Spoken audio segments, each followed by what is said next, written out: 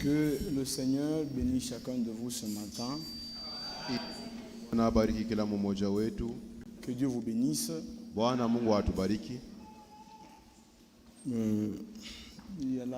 nuit d'hier, j'ai parlé avec le frère Destin. Il m'a chargé de vous saluer au nom de Jésus-Christ. Sans plus tarder, nous nous lèvons pour la lecture de la parole.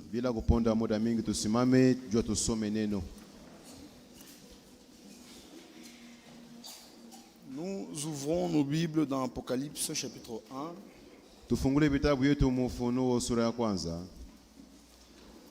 Je prends le premier verset jusqu'au verset 3. Du 9e au 10e. Révélation de Jésus-Christ que Dieu lui a donné pour montrer à ses serviteurs les choses qui doivent arriver bientôt. Et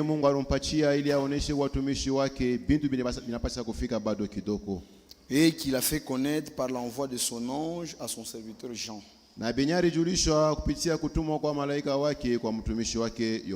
Lequel a attesté la parole de Dieu et le témoignage de Jésus-Christ. Tout ce qu'il a vu. Heureux celui qui lit et ceux qui entendent les paroles de la prophétie et qui gardent les choses qui sont écrites. Car le temps est proche. Verset 9. Moi, Jean, votre frère, et qui est part avec vous à la tribulation et au royaume et à la persévérance de Jésus.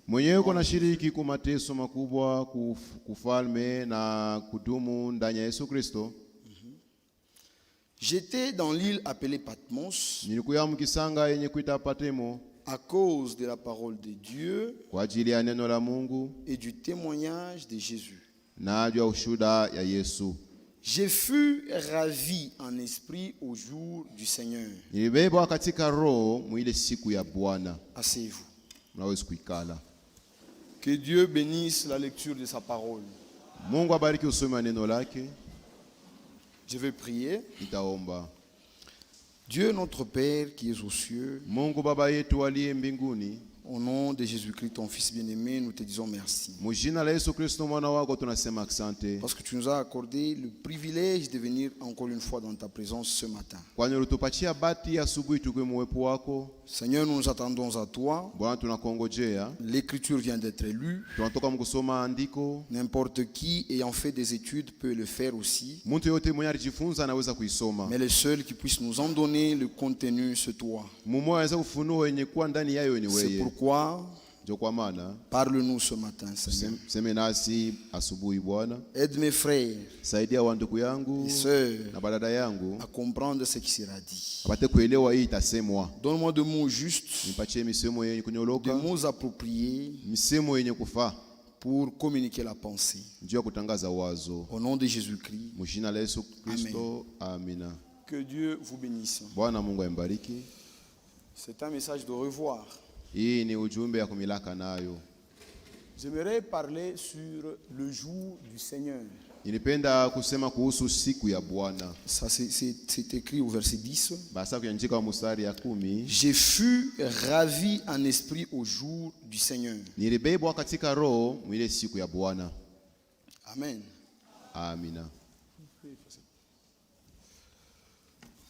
Le jour du Seigneur.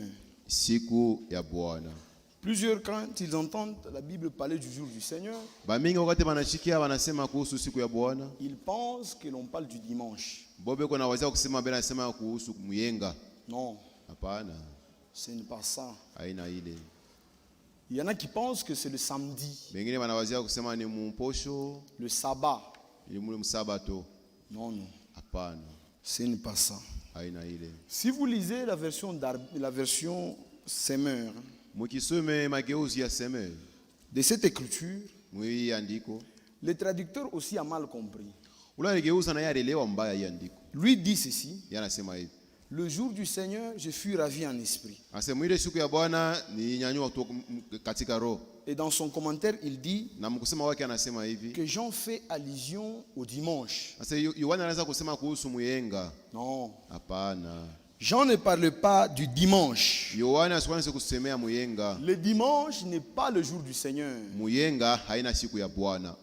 Ni moins le samedi. Le samedi n'est pas le jour du Seigneur. Le samedi est un jour de sabbat pour le juif. Prenez Exode 31. Vous verrez que le Seigneur parle de ça. À partir du verset 12, l'Écriture dit: L'Éternel parla à Moïse et dit: Parle aux enfants d'Israël. Remarquez que Dieu s'adresse à Israël, pas à l'église.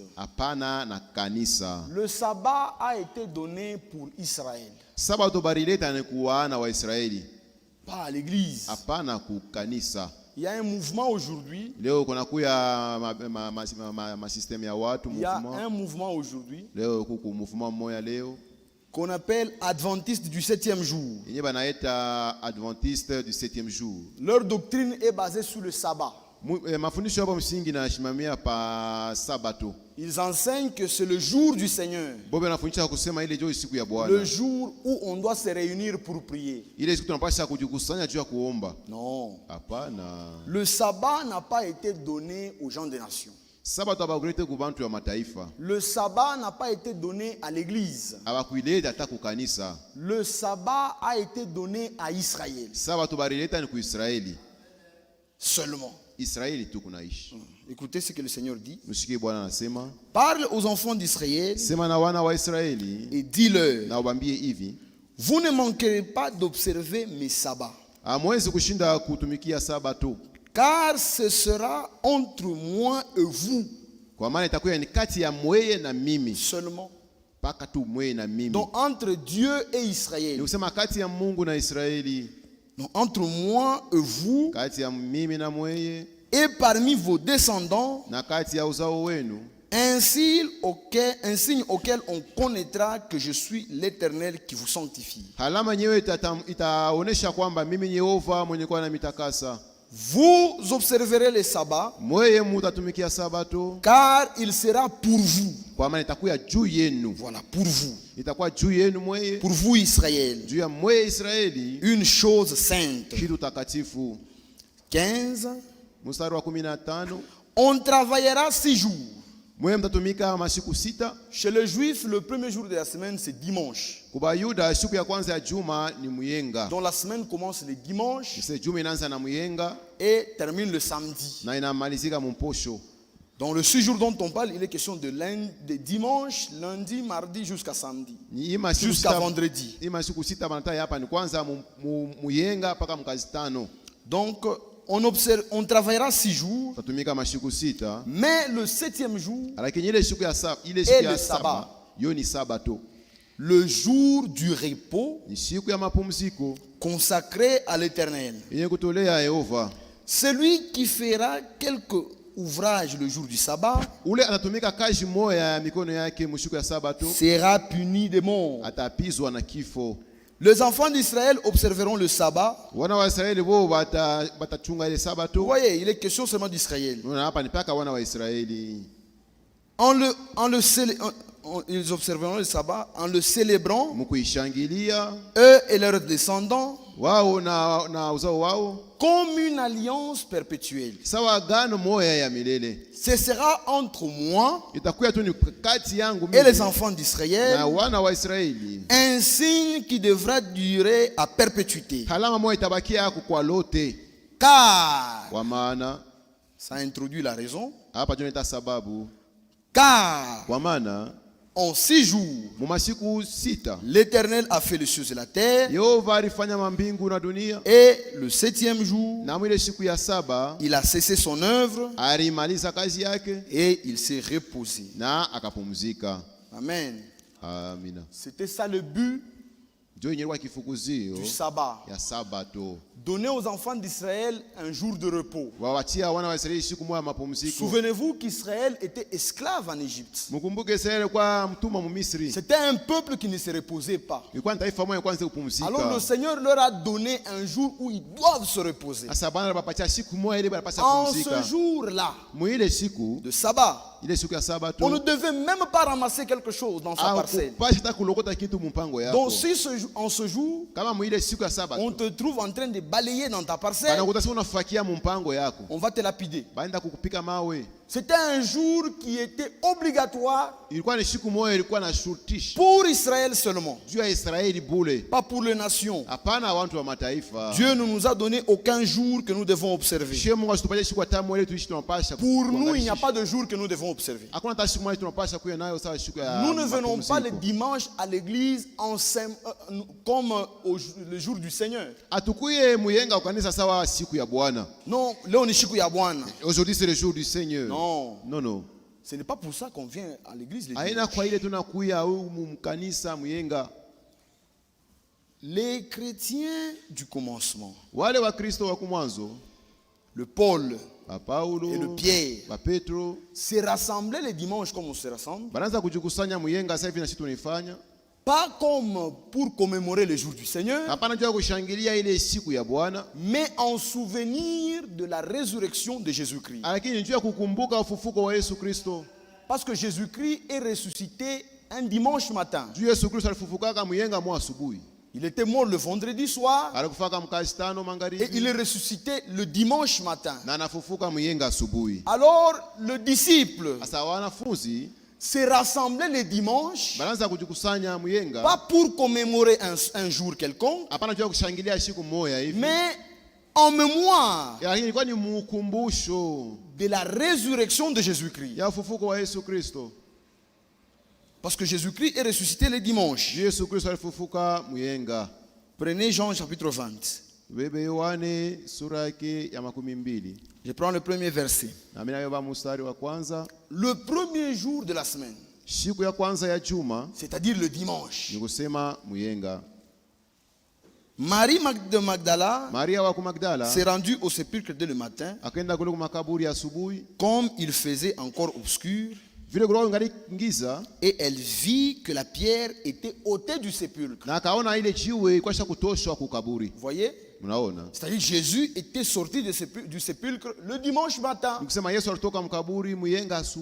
Il a fait 3 jours dans la tombe.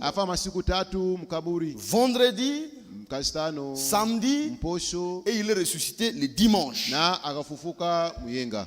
Et les disciples se réunissaient le dimanche en souvenir de la résurrection de Jésus-Christ. Prenons Actes des Apôtres 20. Le verset 7. Le premier jour de la semaine, c'est-à-dire le dimanche, nous étions réunis pour rompre le pain. Paul, qui devait partir le lendemain, s'entretenait avec les disciples et il prolongea son discours jusqu'à minuit. Il a pressé pendant longtemps. Amen.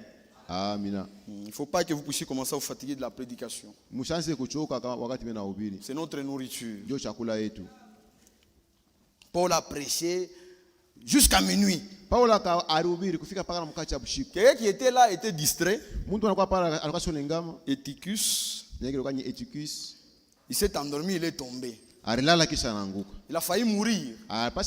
Heureusement, Paul était là. Vous voyez? Ils se rassemblaient le dimanche. Et quand ils se rassemblaient, ils rompaient le pain. Il y avait prédication. On chantait. Il y avait des témoignages. C'était de réunions conduites par le Saint-Esprit. Comme nous le faisons ici. Vous voyez? Donc le jour du Seigneur n'est pas le dimanche, même pas le samedi. Pour nous, Nous n'observons pas un jour de sabbat, mais nous entrons dans le sabbat.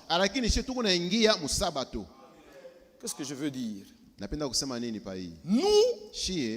Nous n'observons pas un jour de repos, mais nous entrons dans le repos. Le mot sabbat veut dire repos. Nous n'observons pas un jour de repos,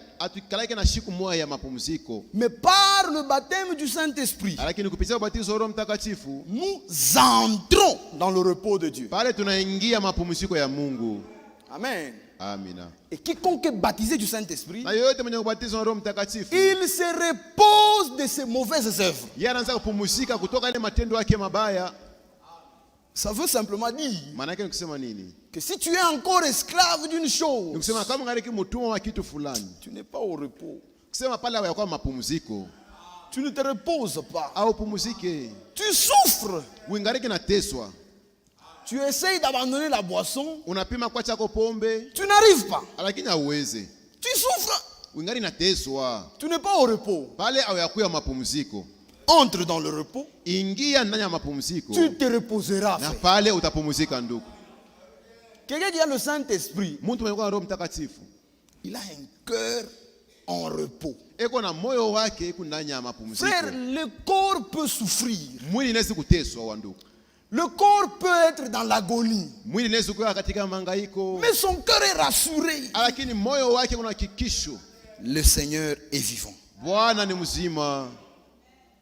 Frère, nous n'observons pas un jour.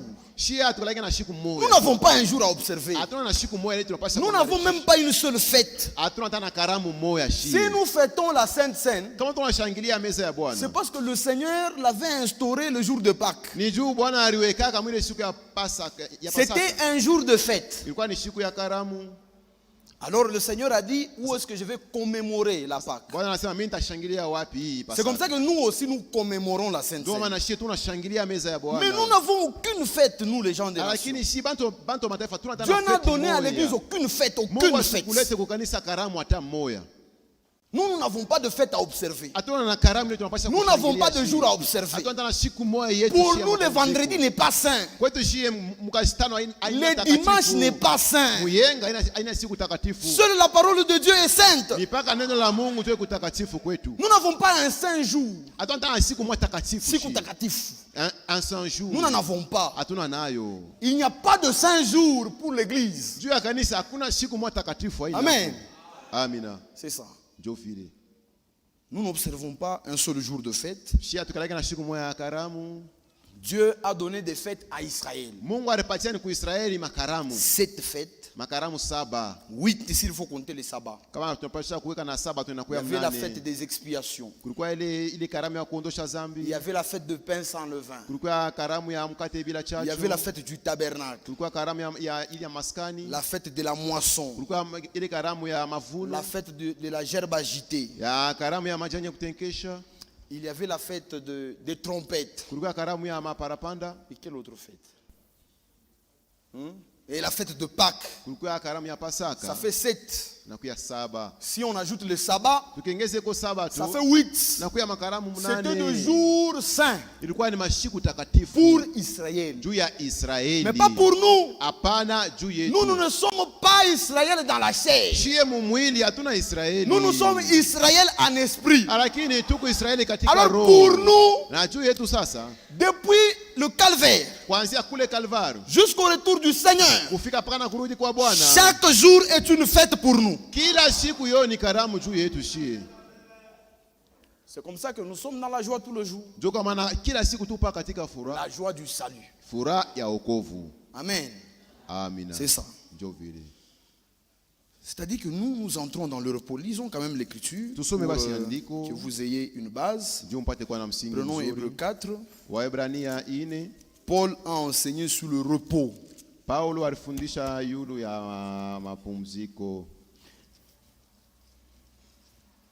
Je prends le verset 3 pour aller vite. Pour nous qui avons cru. Juu yetu shie benye kuamini. Vous voyez, ça ne concerne pas tout le monde. Haina mambo ya bantu Pour bote. nous qui avons cru, Shie benye kuamini. nous entrons dans le repos. Tunaingia mu mapumziko. Nous n'observons pas un jour, Nikusema si hatuna na siku moja. mais nous entrons dans le repos. Lakini tunaingia ndani ya mapumziko. Comment? Namna gani? Par le baptême du Saint-Esprit. Mkupitia tu ubatizo wa Roho Mtakatifu. Et le verset 9, au verset 9, il est écrit. Mstari wa 9 inasema hivyo. Il y a donc Basi hivi kuko un repos de sabbat. Kuko pumziko moya ya Sabato réservé au peuple de Dieu. yenye kuchungwa juu ya taifa ya Mungu. C'est le baptême du Saint-Esprit. Hiyo ni ubatizo wa Roho Mtakatifu. Dans Matthieu 11, Mathayo 11 au verset 28, mstari wa 28, le Seigneur dit, Bwana anasema hivyo, venez à moi, mukuye kwangu, vous tous mwe bote qui êtes chargés mwenye kwa na misiko et fatigués, na benye kulemewa, je vous donnerai mite mipatia. pas un jour de repos, Hapana siku moja ya pumziko, mais du repos. Mite mpatia mapumziko. Celui qui reçoit Jésus-Christ dans son cœur Mwenye anapokea Yesu Kristo moyo wake et qui fait l'expérience du baptême du Saint-Esprit na anaonja ubatizo wa Roho Mtakatifu, entre dans le repos de Dieu. yeye iko naingia ndani ya mapumziko Et il se repose de ses œuvres. na anapumzika toka matendo yake. Aucun péché ne peut le dompter. Hakuna dhambi moja inaweza kumtawala. Non. Hapana. Frère, si un péché te dompte, Kama dhambi moja kutawala leo, tu es un esclave. wewe ngaliki mtumwa. C'est la vérité. Ni ukweli. Jean chapitre 8. Yohane 8. Le Seigneur dit, Bwana anasema hivi, quiconque se livre au péché yoyote anachitoa kuzambi est esclave du péché. yana kwa mtumwa wa zambi. Pierre aussi écrit, Petro naye anaandika vile. je pense que c'est 2 Pierre. Nadhani ni Petro wa pili. Dans 2 Pierre, Petro wa pili, au chapitre 2, mstari wa pili, au verset 19. Petro wa pili sura ya pili mstari La wa 19. deuxième partie. Ile kipande ya pili, Car chacun kwa maana kila mmoja est esclave de ce qui triomphe de lui. yeye ni mtumwa kwa kile kiku na mshinda, kile kiku na mtawala. Si le mensonge te règne sur toi, kama bongo kusa kukutawala, tu es un esclave du mensonge. wewe unakuwa mtumwa wa bongo. En conséquence, Basi matokeo sasa, tu n'es pas libre. wewe hauna uhuru. Et Na pale tu n'es pas sauvé. pale hawaokolewa. C'est la Bible. Ni Biblia. Si le mensonge règne sur toi, Kama bongo unakutawala, c'est la vérité. ni ukweli wa ndugu. N'acceptez pas que le péché puisse régner sur vous. Usichike zambi kutawale. Révoltez-vous. Upate kutomboka. Vous êtes libre. We uko huru. Depuis la Pentecôte, Toka ule Pentekosta, depuis qu'on a commencé à annoncer l'évangile, tangia baranza kutangaza injili. l'évangile Injili est une trompette yo ni parapanda wala baragumu, qui annonce la liberté, yenyewe kunatangaza uhuru, qui annonce le jubilé, yenyewe kunatangaza yubile que vous êtes libre. ya kusema wewe unakuwa Vous huru. n'êtes esclave de personne. We hauna mtumwa wa mtu Le tena. diable sait Shetani asa kuyua naye que mwenyewe. vous êtes libre. Ase wewe uko huru. Ne le laissez pas vous dominer, non. Hapana kushika shetani akutawale. Pierre dit, Paulo anasema, Petro chacun est anasema esclave kila mmoja uko mtumwa. de ceux qui triomphent de lui. Ile kitu kisha kumtawala. Même le chrétien, Hata wa Kristo, il est esclave de Jésus-Christ. yeye ni mtumwa wa Yesu Kristo. C'est comme ça que Jésus règne sur nous. Ndio kwa maana Yesu eko tutawala. Frère, ce ne sont pas des efforts. Wa ndugu, haina manguvu yetu. La vie chrétienne n'est pas faite des efforts. Maisha ya Kikristo haina tu manguvu ya kimuntu. C'est une production. Yo ni ile matokeo. Le Seigneur produit en vous. Bwana anakuwa Anatoa. Vous vous portez. Mweye munabeba. Donc c'est ça. Jo vile. Maintenant, comme ce jour du Seigneur n'est pas le sabbat, Vile siku ya Bwana haina sabato, comme ce jour n'est pas le dimanche, na ile siku ya Bwana haina muyenga, le jour du Seigneur c'est quoi? basi siku ya Bwana ni nini? C'est ça. Jo ile. Selon Dieu, Kufuatana na Mungu, que Dieu nous aide à comprendre. Mungu atusaidie tupate kuelewa. Dites Amen. Useme amina. C'est la parole prophétique. Ni neno ya unabii. Une lumière à nos pieds. Nuru kumiguu yetu. Je suis dans le psaume. Niko mzaburi 90 le verset 4. Zaburi 90 mstari wa 4. Pour Dieu, juu ya Mungu 1000 ans, miaka maelfu moja, un jour, wala siku moja, égale 1000 ans. mbele ya Mungu ni 1000. 1000 ans pour nous. Kwa Mungu siku moja kwetu sisi ni mwaka 1000. C'est ça. Ndio vile. C'est ce que Pierre dit. Ndio ile Petro anasema. Car 1000 ans kwa maana sont à tes yeux comme un jour d'hier. Mbele ya macho yako kisa siku moja. C'est David qui le dit. Ni Daudi yako naisema. Pierre le répète aussi. Na Petro anailuriria tena. Dans 2 Pierre. Petro wa pili au chapitre 3. Sura ya 3. Le verset 8. Mustari wa 8. Mais il est une chose, bien-aimés, que vous ne devez pas ignorer. C'est que devant le Seigneur, un jour siku moja est comme 1000 ans, et 1000 ans na mwaka 1000 sont comme un jour. Siku moja. Donc c'est ça. Ce jour du Seigneur siku ya Bwana n'est pas un jour de 24 heures. C'est un jour prophétique qui est égal à 1000 ans. Amen. Amina. Jusqu'ici, tout le monde a compris. Tout le monde a compris. C'est ça. Je vous donne un exemple. Quand Dieu avait dit à Adam, le jour où tu mangeras, ce jour-là, tu mourras. Le Seigneur n'avait pas échoué, n'avait pas manqué à sa parole. Parce qu'il y en a qui disent, non, Adam a vécu 930 ans. Adam a réussi 930. Adam a vécu 930 ans. Adam a réussi 930. C'est-à-dire qu'il n'est pas mort le même jour. Non. Pour qu'Adam puisse faire un jour, il fallait qu'Adam fasse 1000 ans. Adam est mort le même jour. Qui a compris? Voilà. Il est mort le même jour. Ce jour-là que tu mangeras, ce jour-là même, tu mourras. Il est mort ce jour-là même. C'est-à-dire qu'il n'avait pas atteint 1000 ans. Il a atteint le 900 ans. Il est mort ce même jour. Dieu ne choue jamais. Ce que Dieu dit arrive. Faites confiance au Seigneur. Il dit et la chose arrive. Un jour pour Dieu est égal à 1000 ans pour nous. Maintenant, Dieu nous a montré le plan du salut par le plan de la création. C'est-à-dire, Dieu a eu 2 grandes œuvres. Des grandes œuvres qu'il avait à accomplir dans le temps, pas dans l'éternité. 2 grandes œuvres qu'il avait à accomplir dans le temps. La première œuvre, c'est l'œuvre de la création. La deuxième, c'est l'œuvre de la rédemption. Comme nous l'avons entendu le vendredi, les 2 œuvres-là, Dieu l'accomplit par sa parole et par son esprit. Amen. Les 2 grandes œuvres de Dieu, la création et la rédemption. C'est-à-dire que Dieu voulait créer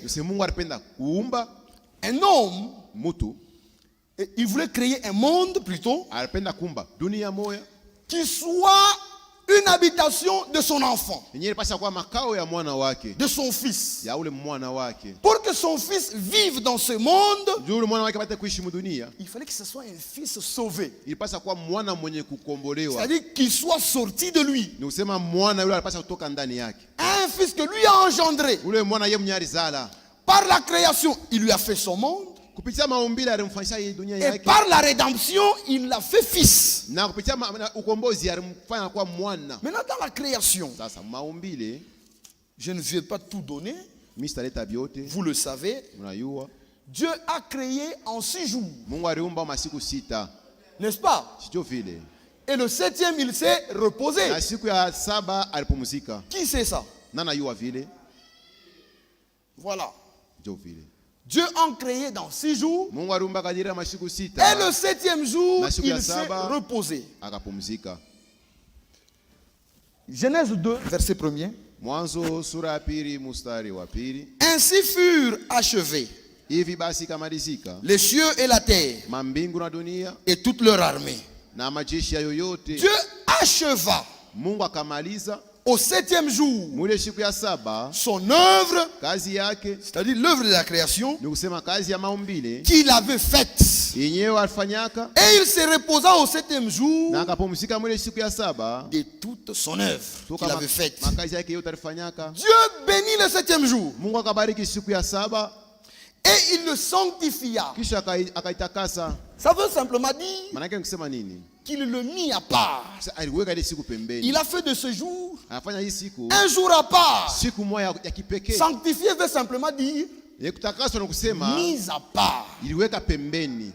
Dieu a mis à part ce jour.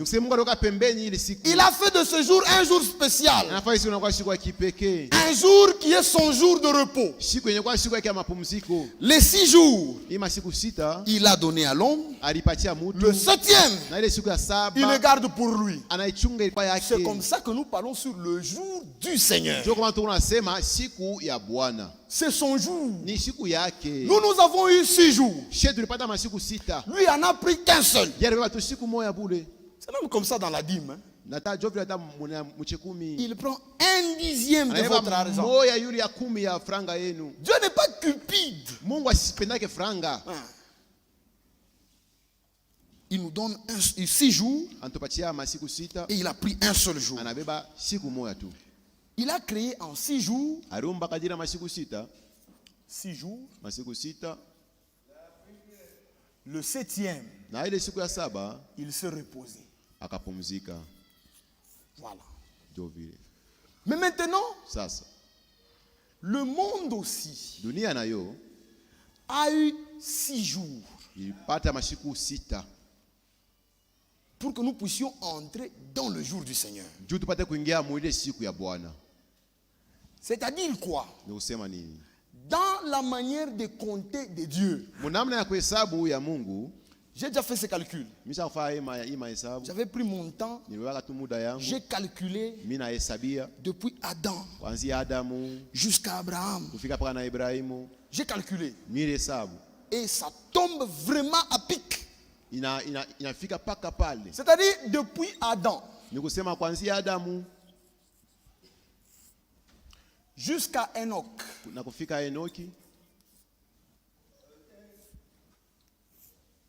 Un jour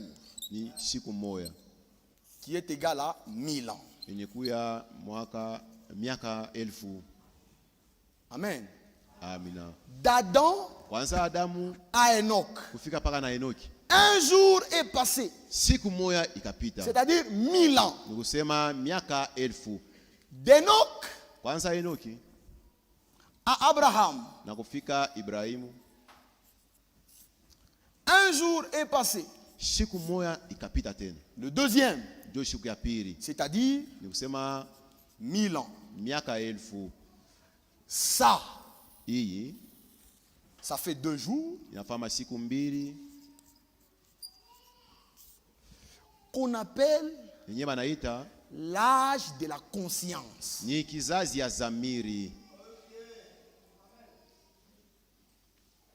C'est ça. L'âge de la conscience.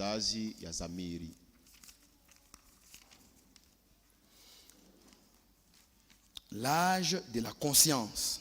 C'est-à-dire, en ce temps, il n'y avait pas de loi. Dieu n'avait pas donné sa loi. Les hommes vivaient avec leur conscience. Il y en a qui se posent souvent des questions. Ces gens-là qui n'ont pas entendu la parole de Dieu, comment Dieu le jugera? Il le jugera par leur conscience. Parce qu'avant de mettre la loi, Dieu avait donné à l'homme la conscience qui te dit ce qui est bon et ce qui est mal. Ne trompe pas. Tu ne savais. La conscience, c'est la première loi de Dieu. Il l'a placée dans l'homme. Sans une parole, ton cœur peut te condamner. Mon frère, je ne connaissais pas. Je suis un bébé dans la foi. Tu le savais. Tu l'as fait sciemment.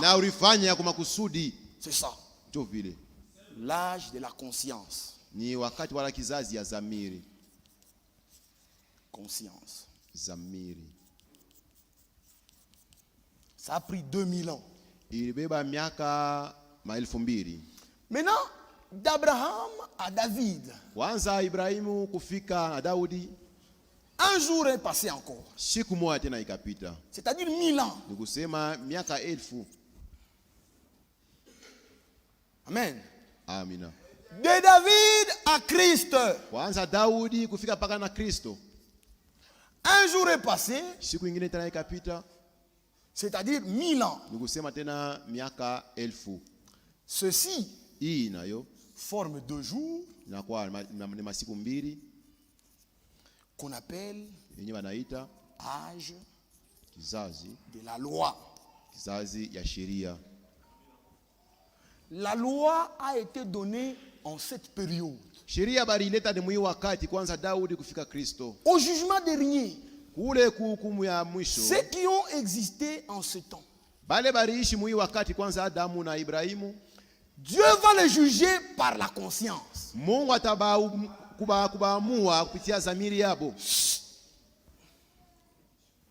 C'est du temps de la loi. Dieu les jugera par la loi. Maintenant, vous savez quoi? Aucun homme ne peut être justifié devant Dieu parce qu'il a obéi à la loi. La justice qui nous sauve devant Dieu vient de la foi. C'est-à-dire, ces gens auront des problèmes. Amen. Maintenant, de Christ jusqu'au Moyen-Âge. Oui, c'est par la vie. Moyen-Âge. 1000 ans sont passés. Ici, c'est la croix. Ça, c'était avant. Tout ça, c'est l'Ancien Testament. Le Nouveau Testament commence là. Amen. Ça, c'était le Moyen-Âge. Un jour qui est égal à 1000 ans. De Christ jusqu'à son retour. Voilà. 1000 ans encore. Ou un jour est passé. Ceci s'appelle l'âge de la grâce. Amen. Le temps favorable. Le jour du salut. L'année des jubilés. Les derniers jours. Le temps de la fin. C'est comme ça qu'on appelle tout ça. Ça, c'est le jour du salut. Jour du salut. Ces 2 jours ici, Hii masiku mbili. On l'appelle jour du salut. Siku moja ya wokovu. On l'appelle l'année de jubilé. Wanaita mwaka ya yubile. Le temps de la grâce. Wanaita wakati ya neema. Amen. Amen. Le temps favorable. Ni wakati yenye kufaa. C'est-à-dire dans cette période, l'homme ne s'efforce pas pour vivre la loi. Par la foi en Jésus-Christ, il devient capable de vivre la parole de Dieu. C'est comme ça qu'on l'appelle l'année du jubilé. Dans ce temps, c'est le temps de la liberté. Le diable ne règne plus sur nous. Nous ne sommes plus esclaves du péché. Le péché n'a plus de place en nous. Car Jésus-Christ, le Fils de Dieu, a apparu pour ôter le péché. Nous sommes sans péché. Croyez. Croyez, mes frères. Nous n'avons pas de péché. Ce que tu vois là, appelle ça erreur. Dis au Seigneur, Seigneur, enlève ça. Tu n'as pas de péché. Frère, dans ce temps de la grâce, nous recevons tout par la grâce. Jean chapitre 1, verset 16. Or la loi a été donnée par Moïse, mais la grâce et la vérité sont venues par Jésus-Christ. Nous avons reçu de sa plénitude. Alléluia. De sa plénitude. Comprenez? Nous avons reçu de sa plénitude. Grâce pour grâce.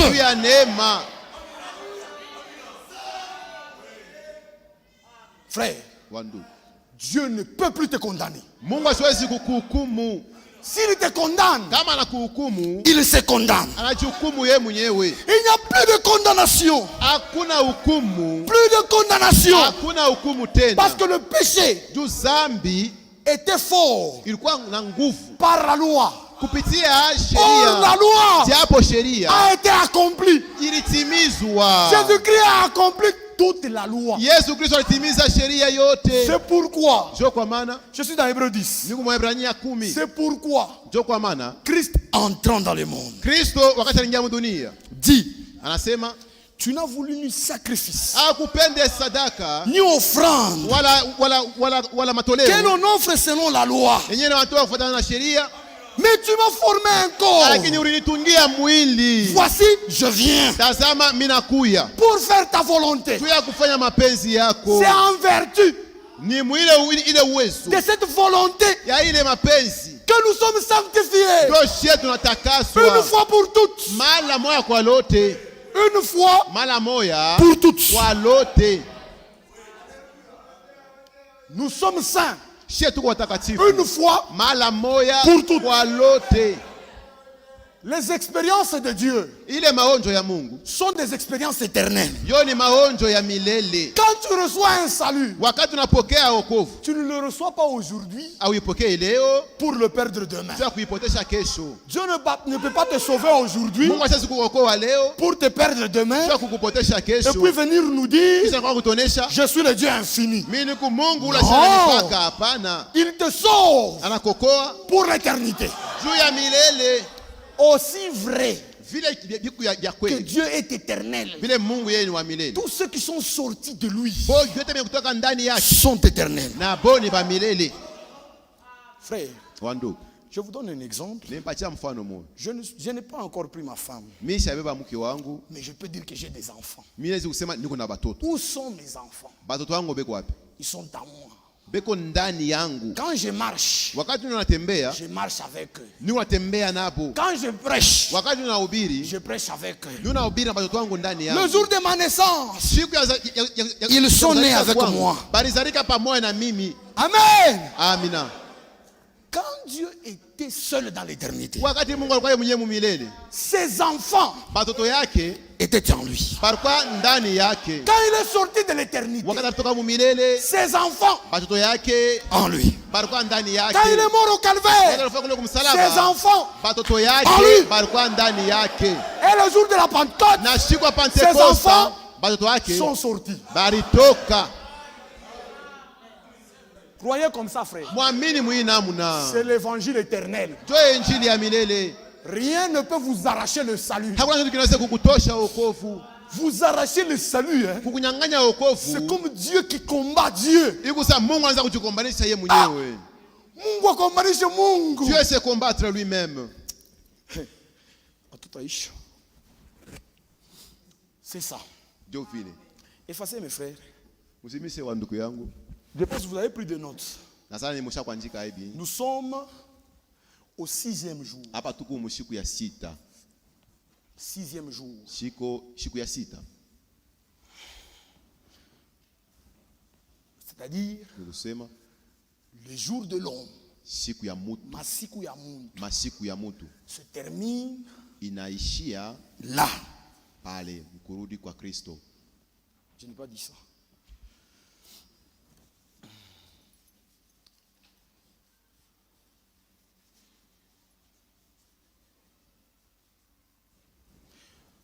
Ok. Je répète le 6e jour, le 2 derniers jours. Le temps de la grâce. Pendant cette période qu'on appelle jour du salut. Salut. C'est-à-dire qui a commencé avec la venue de Christ. Qui se termine à son retour. Voilà. Cette période est appelée le temps des âges de l'église. Le 7 âges de l'église. Il y a l'âge d'Éphèse. Le premier qui a commencé depuis la naissance de l'église à Pentecôte jusqu'aux années 170. 170. Jusqu'aux environs.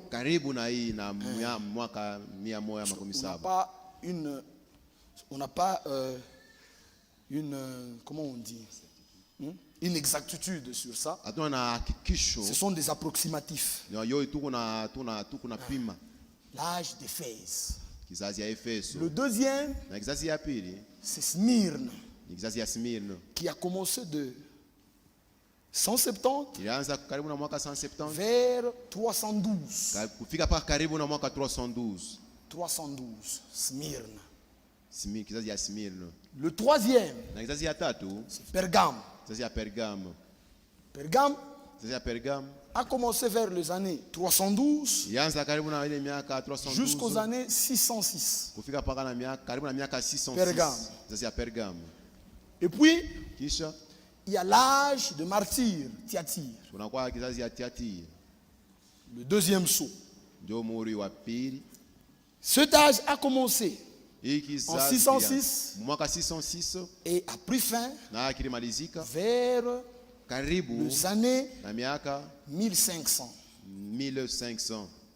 Et puis commence l'âge de Sardes. Sardes a commencé vers les années 1500 et a pris fin vers les années 1700. Et puis vient Philadelphie. Philadelphie a commencé vers les années 1700 et a pris fin vers 1900 ou 1906, s'il faut le dire. Et a commencé l'âge dans lequel nous vivons, l'âge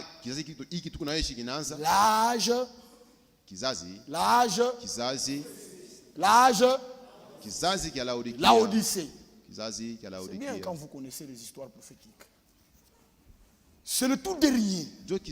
C'est l'âge dans lequel nous vivons. Le dernier âge.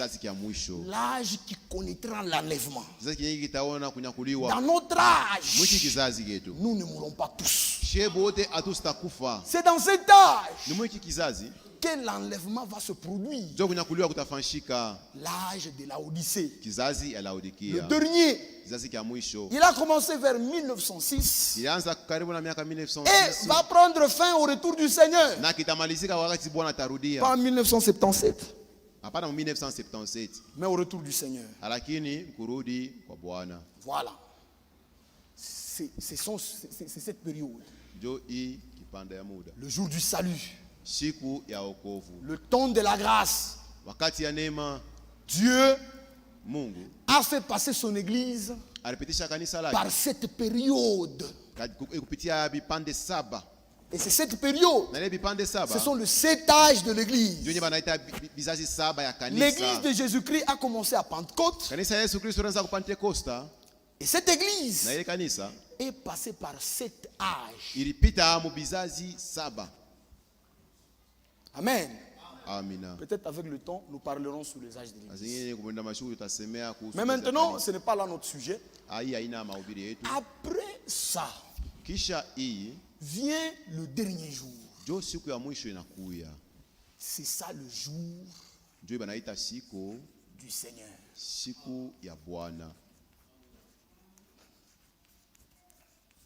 Voilà. Quand vous nous entendez parler du millénium, on parle de ce jour. Amen. C'est ça.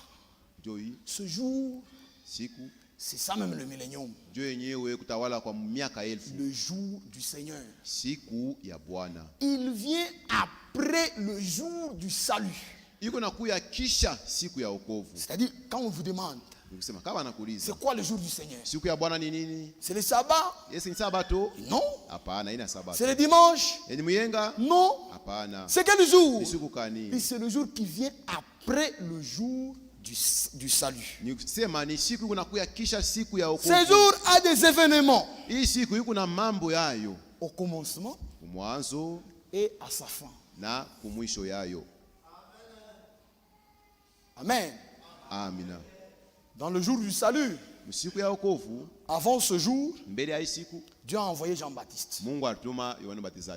À la fin de ce jour, Dieu envoie William Branham. William Branham. C'est un B, comme ça. L'homme de Kentucky. Dieu l'a envoyé à la fin du jour du salut. C'est-à-dire là où nous vivons. Cette période dans laquelle nous vivons, cette période, c'est la fin du temps de la fin. Et le temps de la fin, c'est tout ça. Tout le jour du salut, c'est le temps de la fin. Mais nous vivons à la fin de ce temps de la fin là. Frère, soyez prêts. Nous sommes à la fin. Ne soyez pas dans la distraction. Soyez prêts. Et vous savez ce que veut dire être prêt? Avoir le Saint-Esprit. C'est simple. Si vous avez le Saint-Esprit, vous êtes prêt pour l'enlèvement. C'est ça. Ce jour du salut et du Seigneur, un jour qui est égal à 1000 ans aussi, a des événements particuliers qui ont lieu au commencement et à sa fin. Parlons de ça. Je vais simplement le citer. Nous allons lire les écritures qu'on pourra lire. Je ne vais pas vous prendre beaucoup de temps. Vous savez, ce jour a été annoncé depuis l'Ancien Testament par le prophète. Il parlait du jour de l'Éternel. Vous voyez, Naona. Du jour de l'éternel. Siku ya Yahweh. Voilà.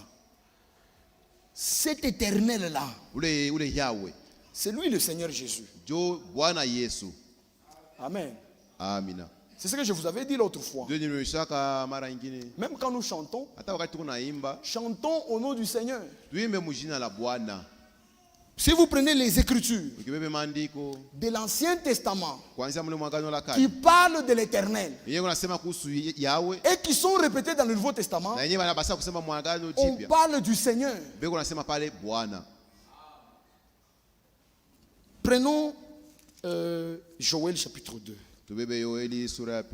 Ça nous parle du jour du Seigneur. Joël 2.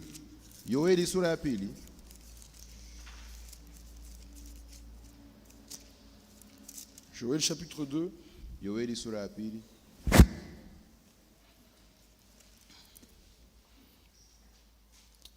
Je prends le verset 30. Je ferai paraître de prodiges dans le cieux et sur la terre. Du sang, du feu, des colonnes de fumée. Le soleil se changera en ténèbres et la lune en sang, avant que n'arrive le jour de l'Éternel. Voilà. Vous voyez? Et il dit, de ce jour grand et terrible. Pierre répète ça dans le Nouveau Testament. Je suis dans Actes des Apôtres chapitre 2. Voyez comment les apôtres ont été conduits par le Saint-Esprit à expliquer le plan du salut. Je suis au verset 19. Je ferai paraître de prodiges en haut dans le ciel et de miracles en bas sur la terre. Du sang et du feu et une vapeur de fumée. Le soleil se changera en ténèbres avant qu'on arrive. Avant l'arrivée, lui ne dit pas du jour de l'Éternel. Il dit avant l'arrivée du jour du Seigneur. De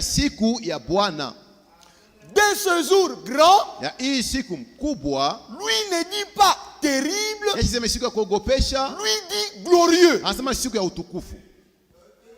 Ça va. C'est-à-dire, pour nous les élus, ce jour-là est glorieux. Mais pour le méchant, ce jour-là est terrible. Comment ça?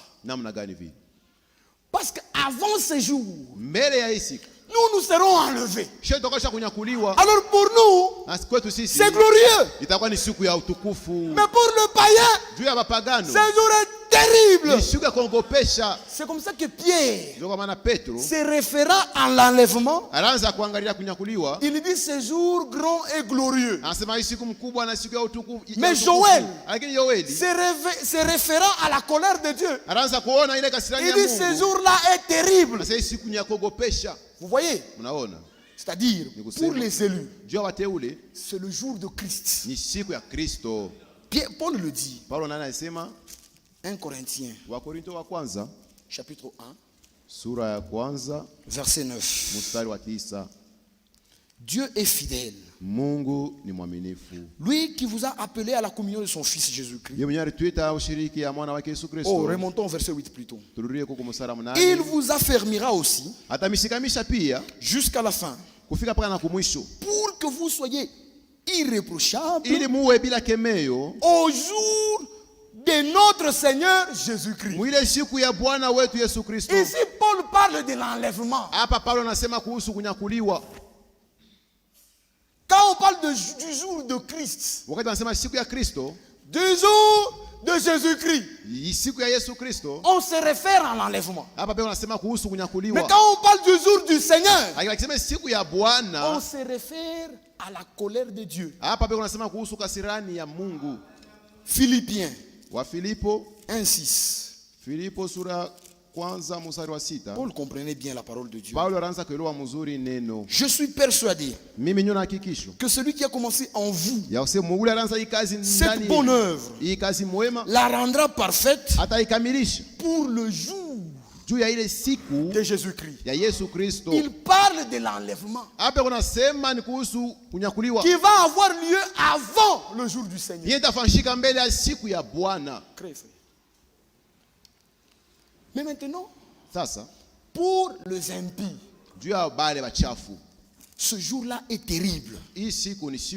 Malachie chapitre 4. Nous sommes dans la Bible. Je prends le premier verset. Car voici le jour vient, ardent comme une fournaise. Ya kuteketeza sawa tanuri ya moto. Tous les hautains et tous les méchants seront comme du chaume. Le jour qui vient les embrasera, dit l'Éternel des armées. Il ne leur restera ni racine ni rameau. Mais pour vous qui craignez mon nom, s'élèvera le soleil de la justice et la guérison sous ses ailes. Vous sortirez et vous sauterez comme le veau d'une étable. Et vous foulerez le méchant, car ils seront comme de la cendre sous la plante de vos pieds au jour que je prépare, dit l'Éternel des armées.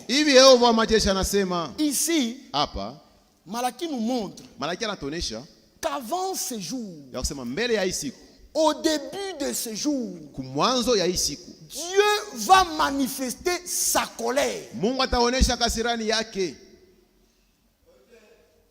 Si vous comprenez, Dieu va manifester sa colère. Aujourd'hui, Jésus-Christ est au ciel comme sacrificateur,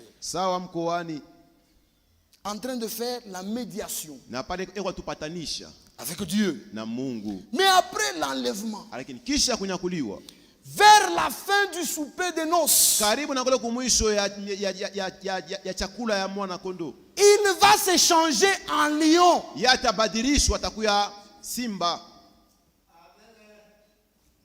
Amen.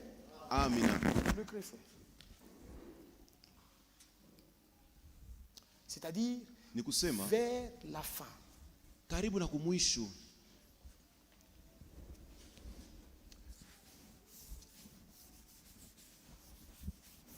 Je pense que vous avez déjà pris ces notes.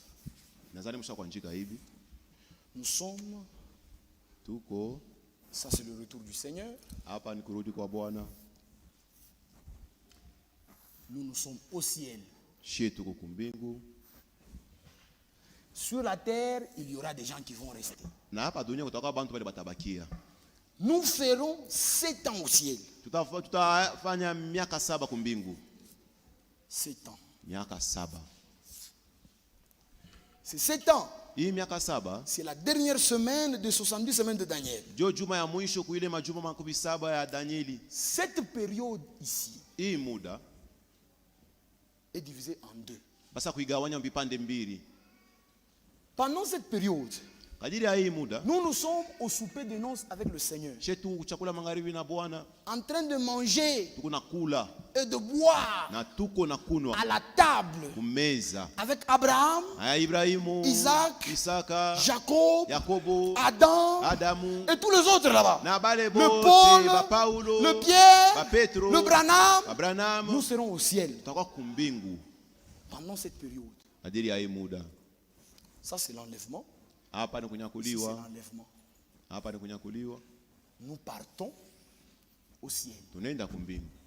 Les élus sont allés au ciel. Bateule banenda kumbingu. Pendant cette période, Kadiri ya hii muda, la grâce de Dieu neema ya Mungu va quitter les nations yatoka kwa bantu wa mataifa pour aller en Israël. juu yende ku Israeli. Amen. Amina. Et Na pendant cette je ne vais pas donner tous les détails. nisipende kuleta maupana yote. Mon objectif est de parler de cette dernière période ici.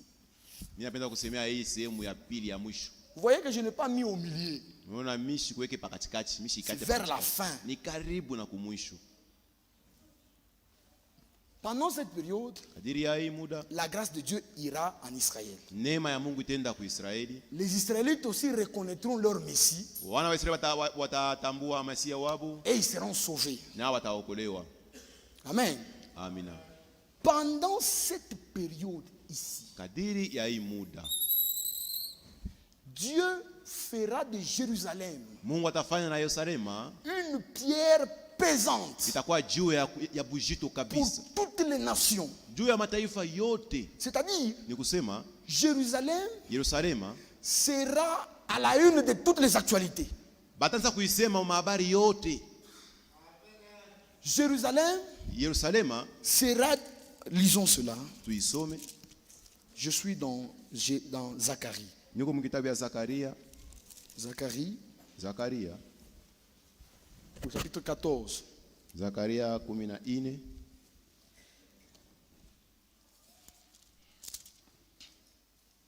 Oh, au chapitre 12 plutôt, le verset 2.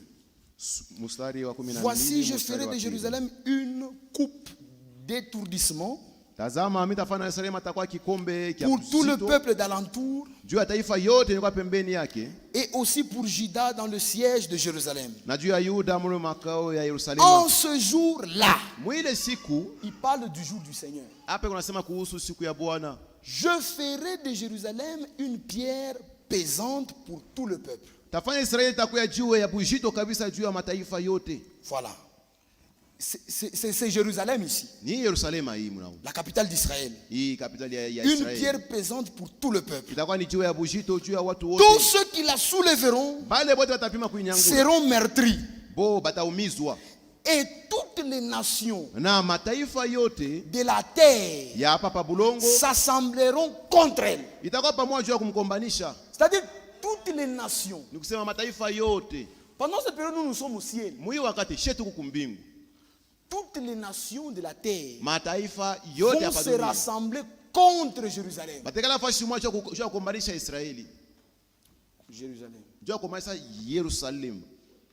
On va aller attaquer Jérusalem Batina kukombanisha Yerusalema. par le pays de l'Europe unie. Ile mainchi ya ku Europini, Le pays européen, ile mainchi ya kubulaya avec comme chef na mkubwa wabo shefu yabo à la tête, atakuwa kukichwa, ça sera la Russie. itakuwa ni inchi ya Rusia. Pendant cette période ici, Kadiri ya hii muda ils viendront attaquer Jérusalem. batakuwa kukombanisha Yerusalema, C'est là na ni pale qu'il y aura la grande guerre ndio utakuwa vita mkubwa qu'on appelle la guerre d'Armageddon. yenyewe banaita beko naita vita ya Armageddon. J'ai beaucoup aimé ce que le frère Sam a dit. Nilipenda sana ile ndugu Sama alisema La troisième guerre mondiale vita ya tatu ya dunia mzima n'aura pas pour cause l'Ukraine. yo haitakuya na mwanzo ya haitaanzia pa vita ya Ukraine. Non, non. Hapana. Il n'y a aucune guerre Hakuna ta vita dont moja vous entendez parler yenyewe mnasikia banasema qui hapa sera sasa une cause de la troisième guerre ni mondiale. itakuya mwanzo ya vita ya tatu La ya dunia mzima. troisième guerre mondiale, Ile vita tatu ya dunia selon mzima la prophétie biblique, kufuatana na unabii wa kibiblia la cause ile mambo sera yataanzisha Jérusalem. itakuwa ni Yerusalema. Toutes les nations de la terre, Mataifa yote hapa budongo imaginez-vous, mumwazi comme l'Écriture le dit, paka hivi andiko nasema toutes les nations de la terre mataifa yote hapa budongo iront attaquer Jérusalem. batenda kuombanisha Yerusalema. C'est là que va avoir lieu cette grande guerre Ndio pale vita mkubwa itaanza, d'Armageddon. vita ya Armageddon. Armageddon. Vita ya Armageddon. Ça ne sera pas pendant tout le temps que nous serons au ciel. Non, ça sera seulement vers la fin de cette période. Si j'avais le temps, je devais vous lire Frère Franck. C'est-à-dire, en ce moment-là, vers la fin, c'est là que Dieu va laisser libre cours à sa colère. Il ne sera plus l'agneau pacifique. Wa usalama. Il va devenir le lion. Il entrera en jugement contre les nations. C'est en ce moment-là que le fléau dont vous lisez dans l'Apocalypse là, ces choses-là sont réelles, frère. Ces choses vont tomber sur les gens. Prenez seulement votre temps. Lisez votre Bible depuis Apocalypse 15 jusqu'à Apocalypse 17, 18. Vous verrez des choses que Dieu va frapper, avec lesquelles Dieu va frapper le monde. Les fléaux. C'est par ces fléaux que va s'accomplir la colère de Dieu. Lisons seulement le premier verset d'Apocalypse 15. Vous verrez. Puis je vis dans le ciel un autre signe, grand et admirable. Cet ange qui tenait 7 fléaux, les derniers, car par eux s'accomplit la colère de Dieu. Ce jour commence avec l'accomplissement de la colère de Dieu. Dieu va entrer en guerre contre le monde. Ça sera la période de l'accomplissement du 6e sceau et du 7e sceau. C'est-à-dire en ce moment-là, des choses catastrophiques vont arriver à la terre. Qui se rappelle de la prédication du frère qui avait parlé de je rendrai les hommes rares sur la terre? C'est pendant cette période que le Seigneur rendra les hommes rares sur la terre comme leur faim. Lisons Ésaïe 13. Voyez comment l'Écriture le dit. Verset 9. Voici le jour de l'Éternel arrive. Jour cruel. Jour de colère et d'ardente fureur. Ça ne veut pas dire que durant tout ce jour Dieu sera en colère, non. Dieu va manifester sa colère seulement au début de ce jour. Est-ce que vous comprenez? Seulement au début. Il dit qui réduira la terre en solitude et en exterminera les pécheurs. Car les étoiles des cieux et leurs astres ne feront plus briller leur lumière. Le soleil s'obscurcira de son lever et la lune ne fera plus luire sa clarté. Écoutez ce que le Seigneur dit. Je punirai le monde pour sa malice et le méchant pour leur iniquité. Je ferai cesser l'orgueil des hautains et j'abattrai l'arrogance des tyrans. Verset 12. Je rendrai les hommes plus rares que leur faim. Toutes ces armées qui vont monter contre Israël, Dieu descendra lui-même pour le combattre. Frère, Dieu lui-même combattra pour Israël. Ça sera la 3e venue de Christ. Il est venu premièrement pour nous sauver. Deuxièmement, il vient pour nous enlever. Et troisièmement, il va venir d'abord pour finir la guerre d'Armageddon, et puis pour établir le millénium. Frère, ça sera terrible. Prenons Apocalypse 19. À partir du verset 11. Voyez comment on monte. Puis je vis le ciel ouvert. Et voici parut un cheval blanc. Celui qui le montait s'appelle fidèle et véritable. Il juge et combat avec justice. Il viendra pour combattre. Ses yeux étaient comme de flammes de feu. Sur sa tête étaient plusieurs diadèmes. C'est-à-dire en ce moment il sera déjà couronné. Sur sa tête il y aura plusieurs couronnes. Et il avait un nom écrit que personne ne connaît si ce n'est lui-même. Mais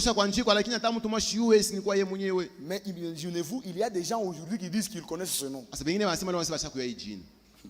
C'est la folie. Il était revêtu d'un vêtement teint de sang. Pas un vêtement blanc. Non. Un vêtement teint de sang. Voilà. Il viendra pour frapper et tuer. Un vêtement teint de sang. Son nom est la parole de Dieu.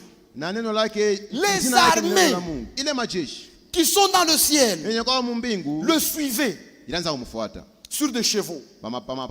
Ce sont les anges sur des chevaux blancs, revêtis d'un fin lin blanc pur. De sa bouche sortait une épée ardente, une épée aiguë, pour frapper les nations. Il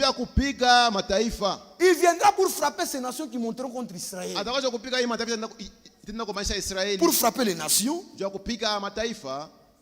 Écoutez. Il le pètera avec une verge de fer et foulera la cuve du vin de l'ardente colère du Dieu Tout-Puissant.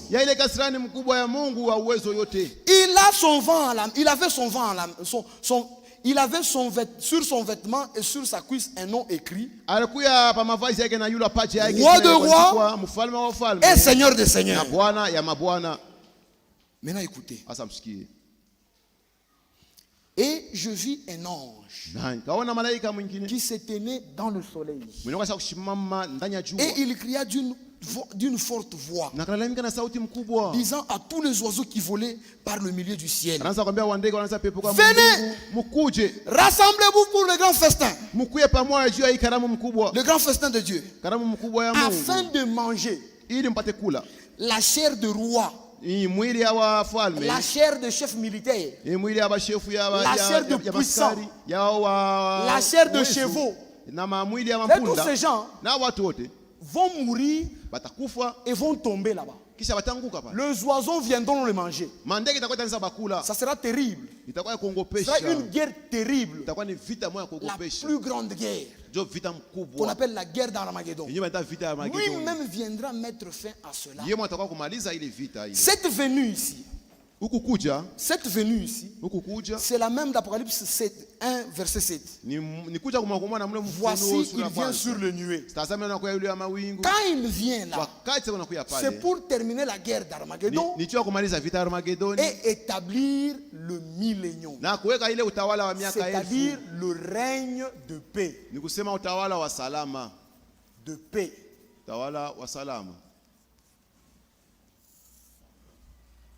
Amen. C'est-à-dire au commencement de ce jour, il y a la guerre d'Armageddon. Les fléaux de Dieu tombent sur la terre. Les nations vont combattre Israël. Et Dieu vient défendre Israël. Après avoir défendu Israël, il va se tenir sous la montagne des Oliviers, en face de Jérusalem, en face du mont Sion. Mais maintenant, nous descendrons du ciel avec la nouvelle Jérusalem. Amen. Quand il va descendre là, il va nous laisser là-bas. Nous allons le suivre avec la nouvelle Jérusalem.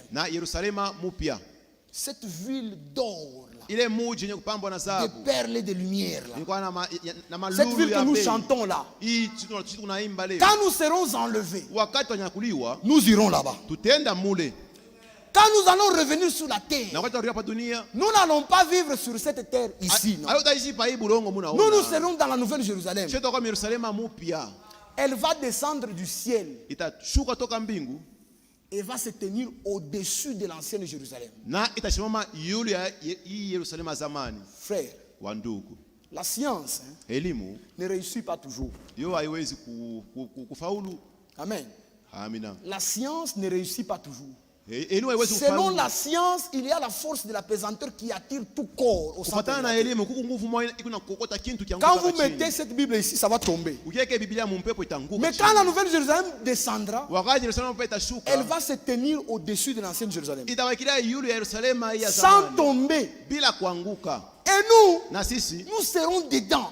Les élus depuis Adam jusqu'au dernier. Cette ville ne va pas peser et puis tomber.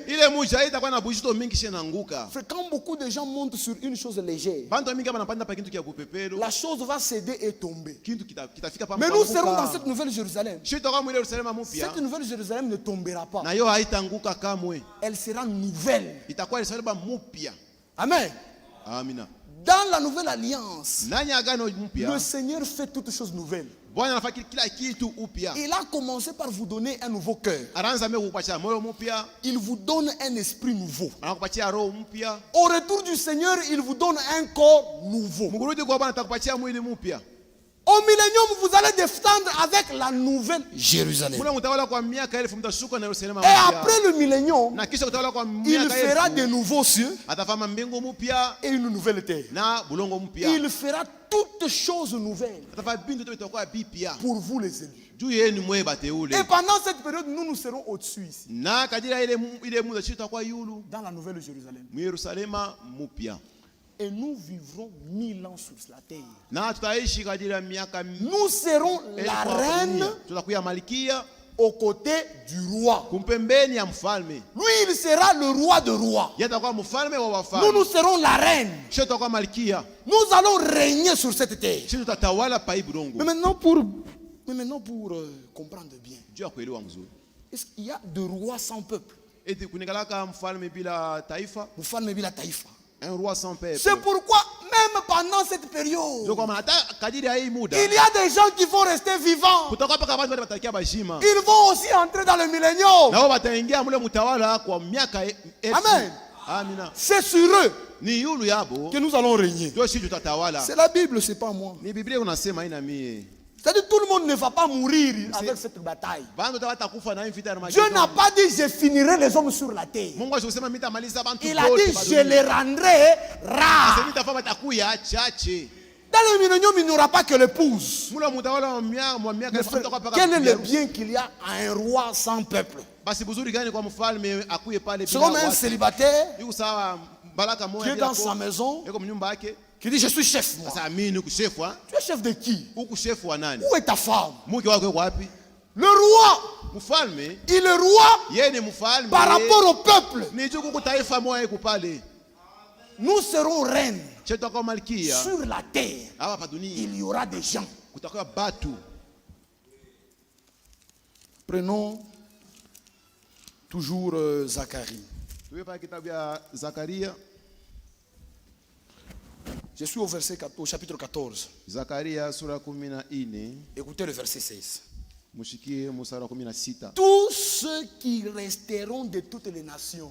Oui.